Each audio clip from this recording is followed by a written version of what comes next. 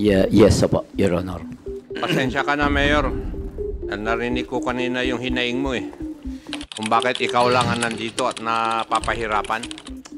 I'm sorry. Thank you po. Tanungin mo yung chairman namin, bakit ikaw lang ang inibita? Wala po akong pakialam doon. Kayo lang po nandito, kaya pagtsatsagaan ko na pong tatanungin ko kayo.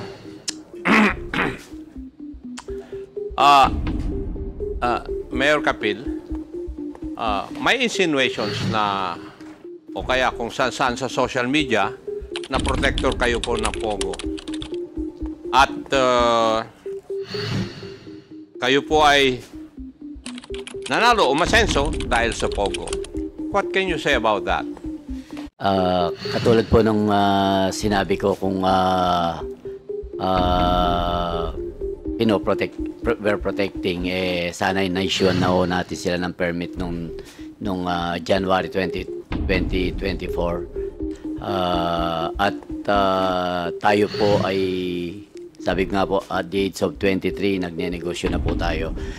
Bago po ako naging mayor, negosyante na po ako. Hindi ako naging mayor din nagnegosyo, Your Honor.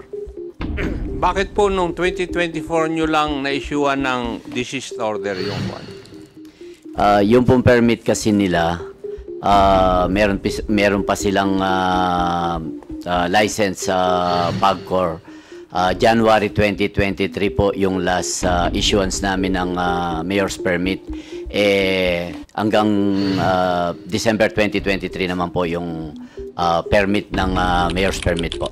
So for 2023, meron po silang permit from PAGCOR. Yes, Your Honor. Would that be correct, PAGCOR? Yes, sir, for the Thai court area po. Yes. Kasi darating po ako doon eh. Grand Palacio Royal ang tawag doon sa 10 hectare na property, di po ba? And it is composed of 42, not 46 buildings. Yes, Your Honor. Yes, 42. 42. Oh. Siguro isang building lang doon ang para sa Pogo. Di ba, PAGCOR? Yes, sir. Bali po, wala po doon sa 42 buildings yung licensed po namin. Nasaan po yung license sa kuan ninyo na Pogo operator? Nandun po sa isang side po nung left side po, yung Thai Royal Court lang po. So, Mayor, isa lang yung building na kuan na ginagamit ng license Pogo operator. Yung operations doon sa ibang building, alam nyo po yung Pogo Hub, nandun po yung legal, nandun po yung illegal, nandun po yung scammers. Hindi nyo po ba alam yun? Ang alam po namin, under sila ng PAGCOR, with respect to PAGCOR po. Alam namin may license sila the whole area po. Kasi magkakatabi lang naman po. Yes, Your Honor. Narinig mo yung sinabi ni attorney? Isa lang operator ang kwan nila ron. Ang may license. Kasi kung alam po ninyo yung nangyayari dun sa loob, alam ninyo na walang lisensya yung ibang buildings, yung mga nag-ooperate sa ibang buildings. Nandun po yung kalintikan. Hindi nyo po alam yun? Your Honor, kasi po alam nga po namin na they are monitored by PAGCOR kasi may license po sila from PAGCOR. Are you trying to tell me, Mayor, na just because they are monitored by PAGCOR, inassume nyo na lahat ng 42 buildings yung operations doon ay minomonitor? I assume, Your Honor, kasi under the PD 771, the authority of the local government unit was revoked, including the monitoring, the control. Lahat po nasa PAGCOR yung authority and powers, Your Honor. Kung nag-grant po kayo ng permits at iprinisinta yung permit na binigay ng PAGCOR, hindi nyo tinitingnan kung para saan yun lang? Nag-assume na lang kayo na para sa operations ng 42 buildings? Yes, Your Honor, kasi kasi nakatayo na po yung Thai court at nandun po ang first operation nila. Nung tinatayo naman po yung mga building na yan, nandun na po ang PAGCOR. Kaya we assume na they know the construction, kasi po magkakatabi lang po naman. Bakit nyo inassume na alam ng PAGCOR yun? Wala naman sila they do not give permits. They do not issue construction permit for buildings to be constructed. Hindi naman po sila nag-i-issue ng building permit. Kayo po. Yes, Your Honor, they applied for And then yung building permit. pag-apply ng business permit, kayo rin po, di po ba? Yes, Your Honor po. Bakit hindi nyo po alam? Actually, meron din po sigurong coordination lapse between the PAGCOR, the other agencies of the government, and the LGU. Kaya isa po siguro yung pwedeng tignan natin in aid of legislation kung ganito pong involve ang national government and the local government. Kailangan po talagang magkaroon ng full coordination sila para hindi na po maulit itong ganitong pangyayari. Alam mo ito, Mayor, would it be true also that you were supposed to have an extension office doon sa Royal Garden Estate, which is a 150-hectare property? Wala po kaming extension office doon sa area, Your Honor. But in an investigation, you stated that the abandoned structure was donated by the landowner. Yun po sana ang plano na i-donate sa LGU yung building na abandoned. Hanggat nung dumating yung raid, hindi na po nagawa.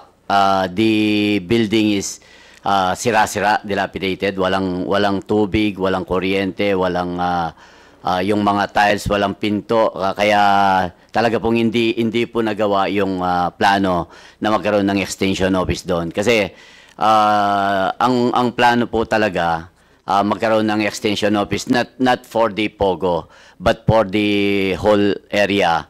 Kasi marami pong mga business establishment doon. Sabi ko nga po, ang entry exit niya is Angeles para hindi na po sila mapalayo. Kung merong extension office doon na sila mag-deal ng sa mga permit po nila. Pero hindi po nagawa yung ating sanang gustong mangyari na magkaroon ng extension office doon dahil walang extension office, Your Honor. No, walang extension office. Yes, Your Honor. Pero maybe if we will visit there, I will show you the extension office para po makita nyo na talagang hindi po siya talaga magiging opisina dahil hindi po siya nagawa. That's the plan po, Your Honor. Original plan. Yeah. Pero was the donation consummated? Hindi na rin po dahil hindi po pumayag yung siblings, yung anak, yung mga anak po. Sana yun po ang plano, kaso pinagbawalan po kami ng mga anak. 5 kilometers from that place, may ni-raid din na mga buildings. A 2-hectare restricted compound. Are you aware of this? Not really, Your Honor. Ni-raid ito. Pao, kayo po ba nag-raid dito?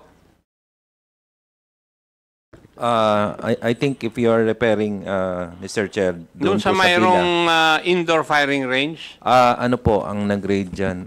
Yung local po, sir. yung local. Yes, yes, sir. Yes. According to reports, Mayor, you did not issue any permit to all of these things. Yan po ay residential area ng residential Pakisagot lang po ng- niyo yung aking Yes. katanungan. Sorry, Your Honor. Hindi kayo nag-issue ng mga permit dito? Construction, Yes, Your Honor. occupancy, lahat? Yes, Your Honor, kasi hindi naman po sila nag-apply sa amin.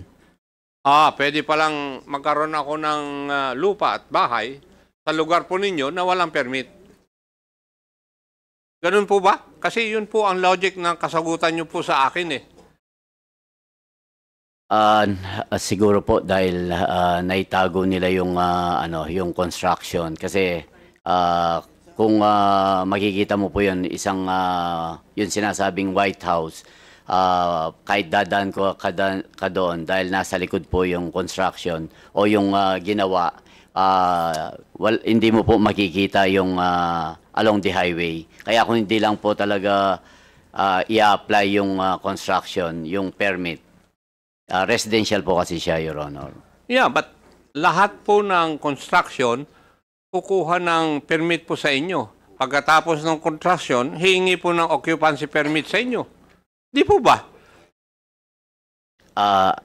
Actually, Your Honor, if I may refer it to the engineering, kasi sa kanila po nanggagaling yung sa building permit and occupancy permit. Sila yung nag-i-issue po. Ang ibig nyo bang sabihin, hindi nire-report sa inyo ng inyong engineer? Siguro po dahil wala ring nai-report sa kanila, sa engineering So, na yung, there sa construction doon po. ang sinasabi po nyo, Mayor, yung engineer mo rin, hindi umiikot para tignan yung mga nangyayari sa paligid. Kasi sa amin, masipag yung aming engineer eh.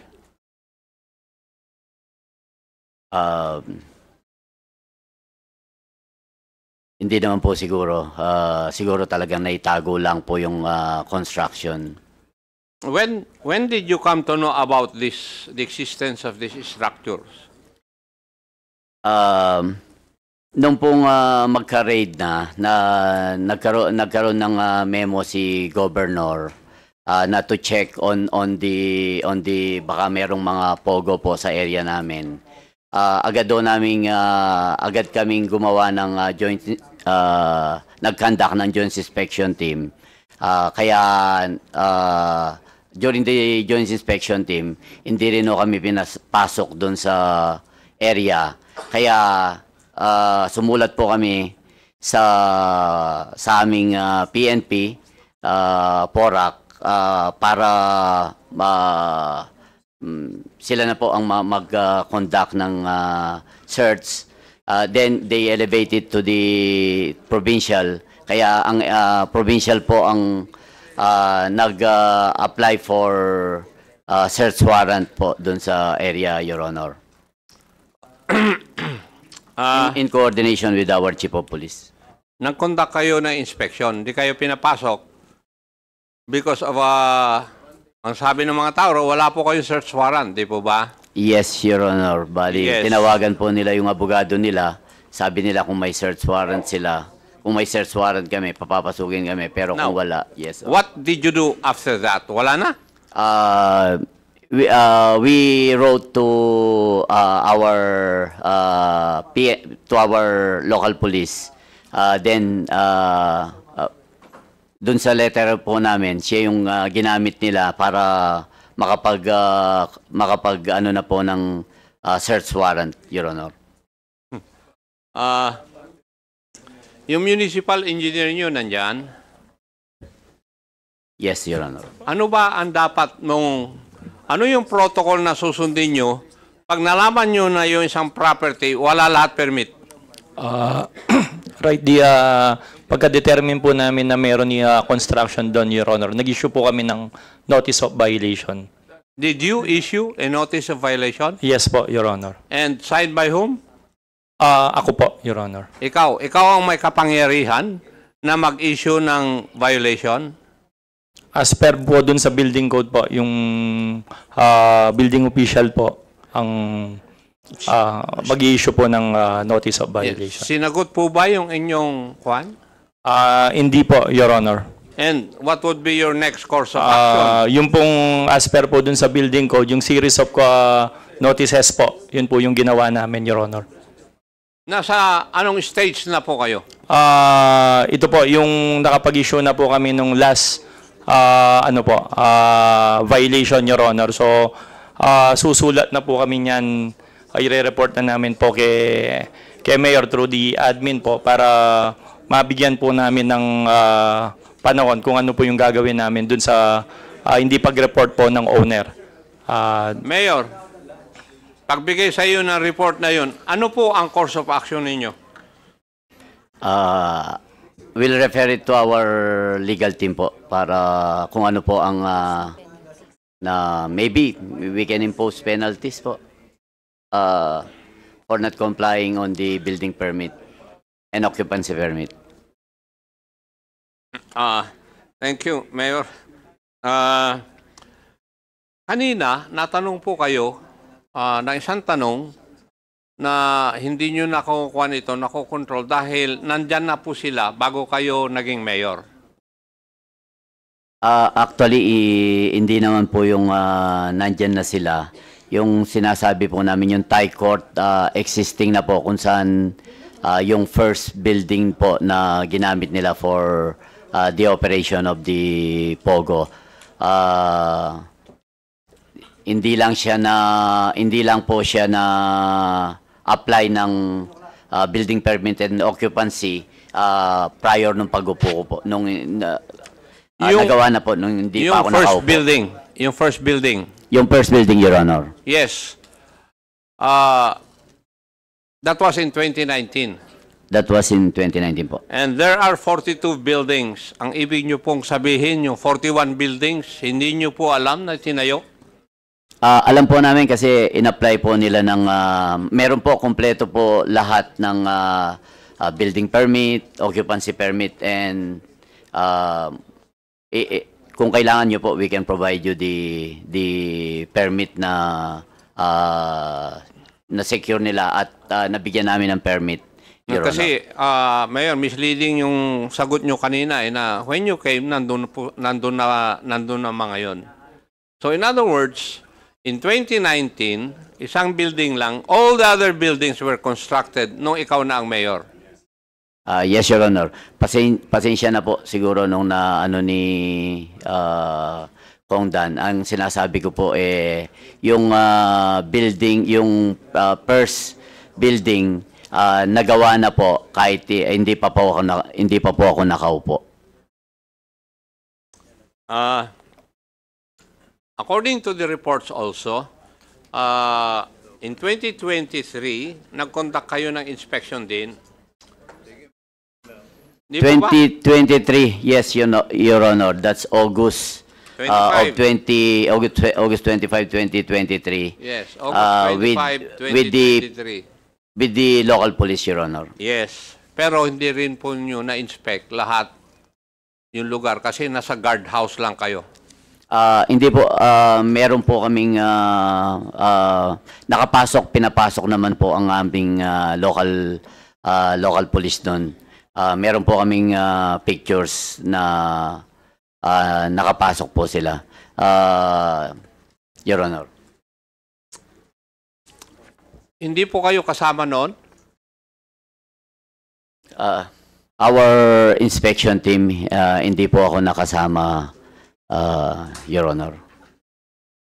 Kasi ang report sa akin hanggang guardhouse lang sila. That was nung 2024 po.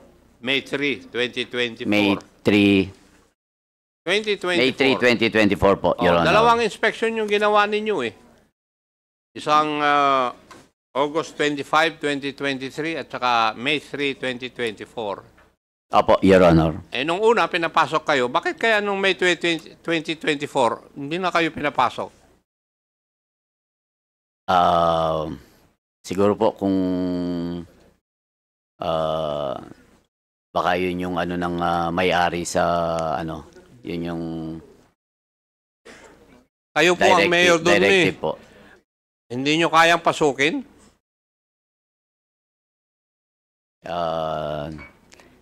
Nagkataon po hindi kami pinapasok, Your Honor. Ano po?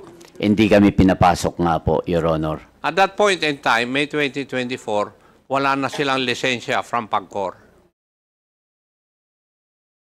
Hindi na rin nyo ni-renew.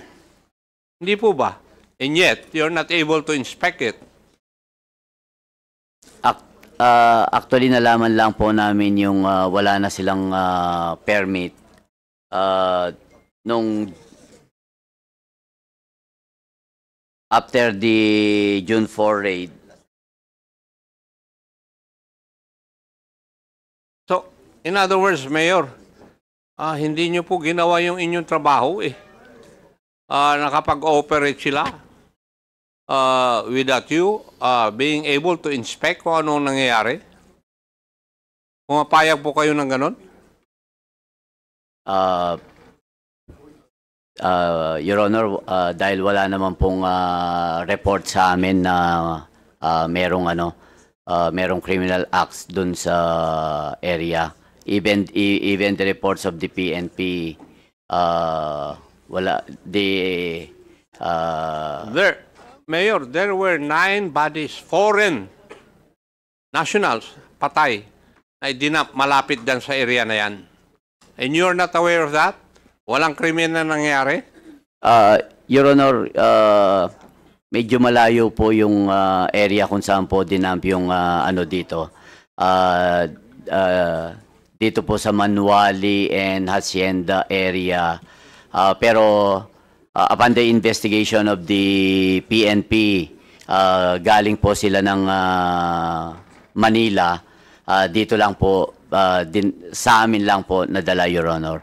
And we can provide you with the investigation of the PNP doon po. Yeah, please provide this committee the IR. Yes, Your Honor. Of that Opo. incident. Yes, Your Honor. Thank you. Thank you po. Mr. Chair, marami pong... Ano po ba ang naging ground at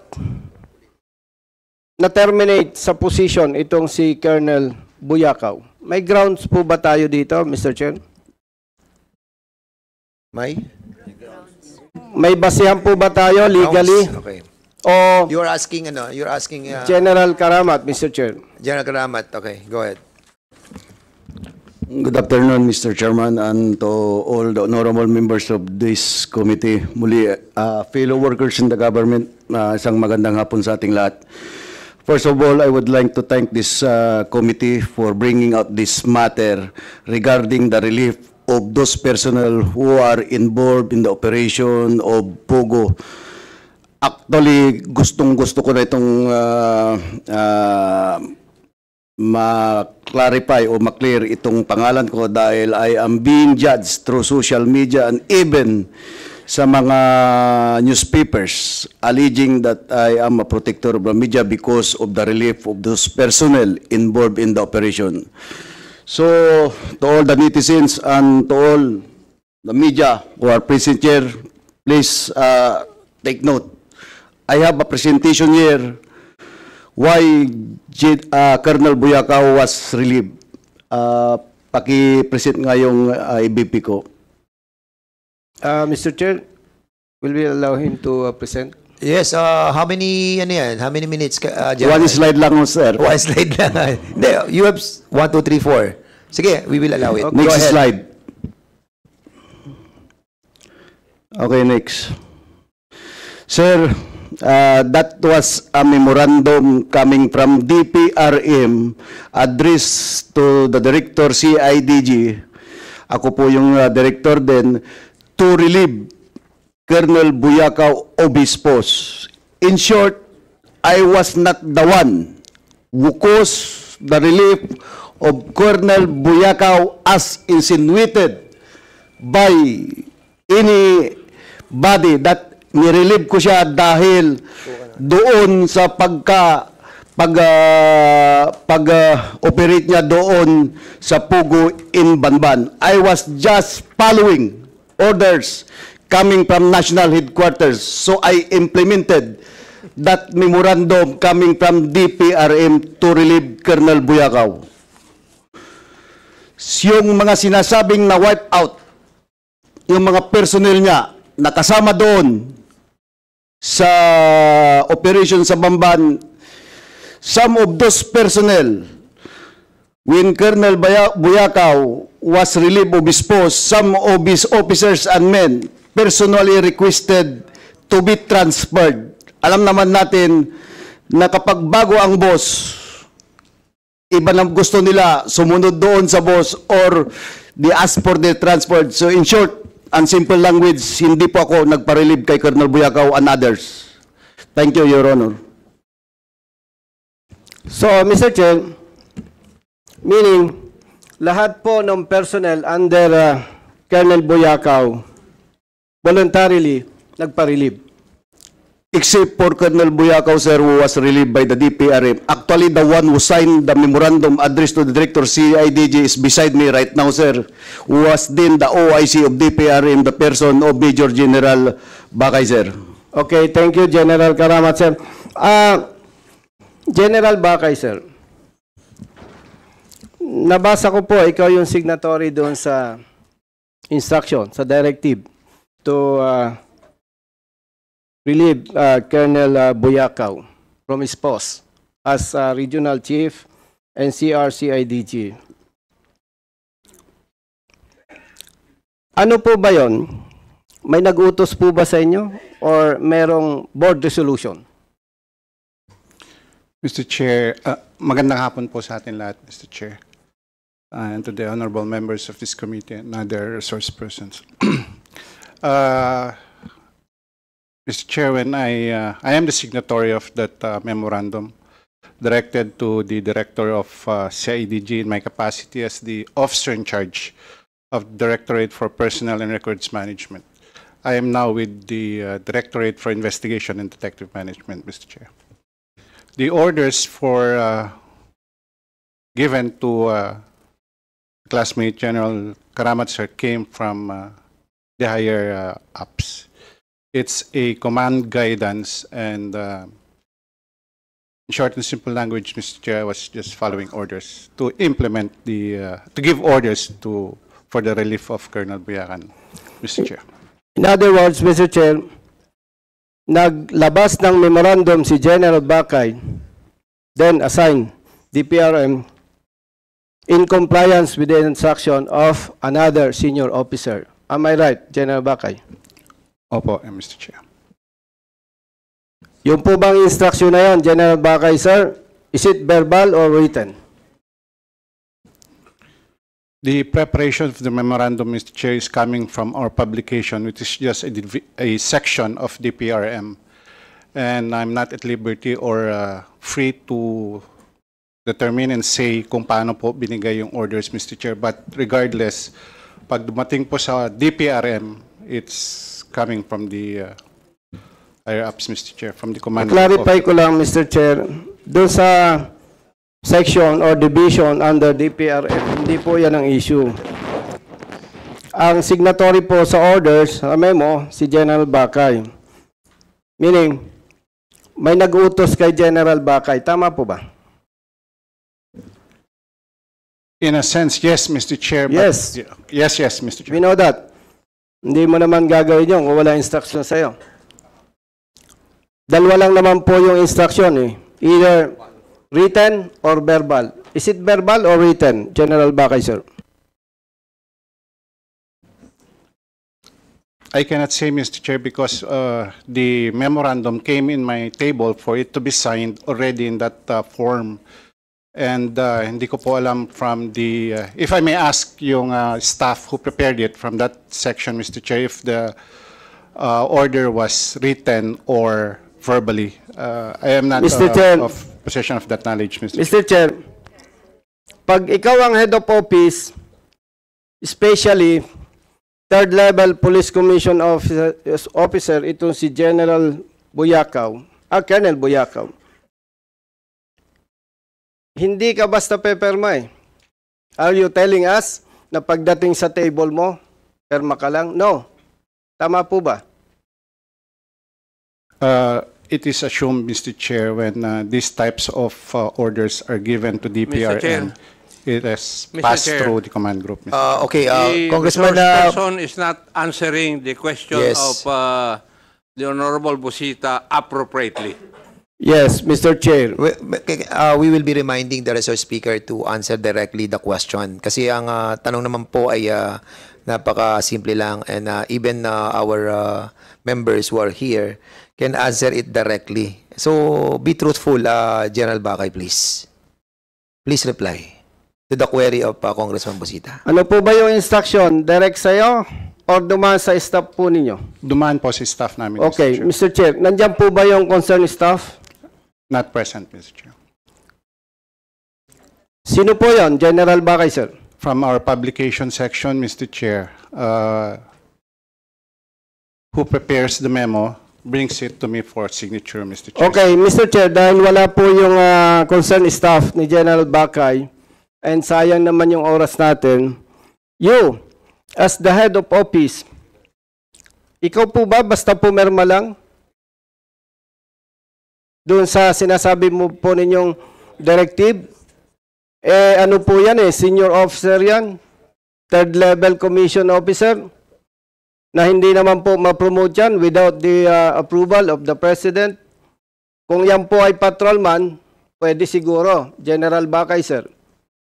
Indeed, sir, but there are also instances where orders are given, even verbally, and all DPRM have to do is issue it, Mr. Chair.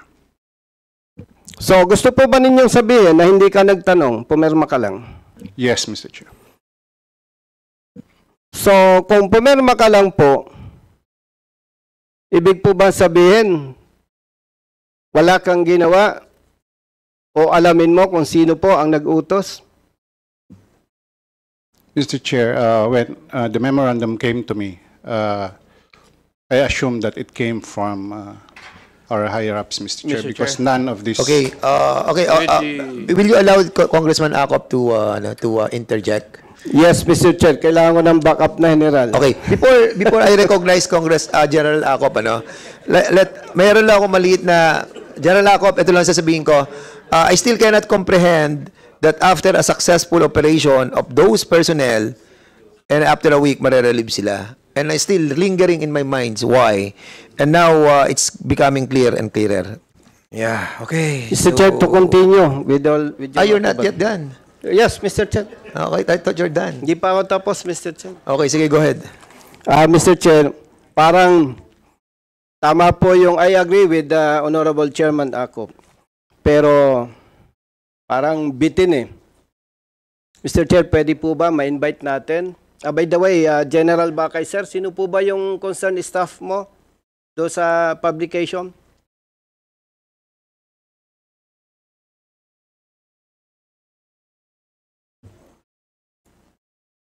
General Bakay, yung bang, I'm sorry, Congressman Busita, yung staff natin na nag-prepare ng documents, anong pangalan po niya?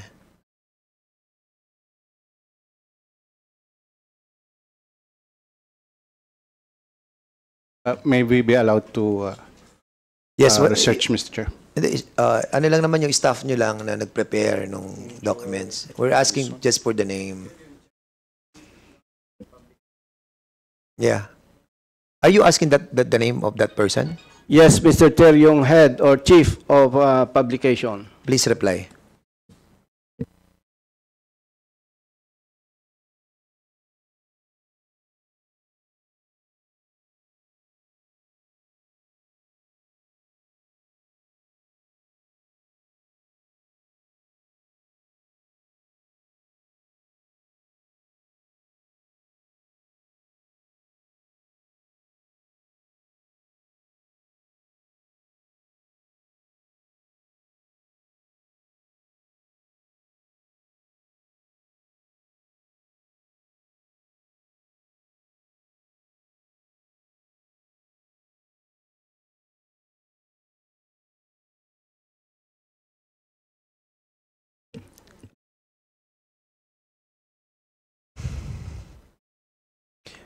I think hindi naman mahirap sa sagutin yun na General Bakay.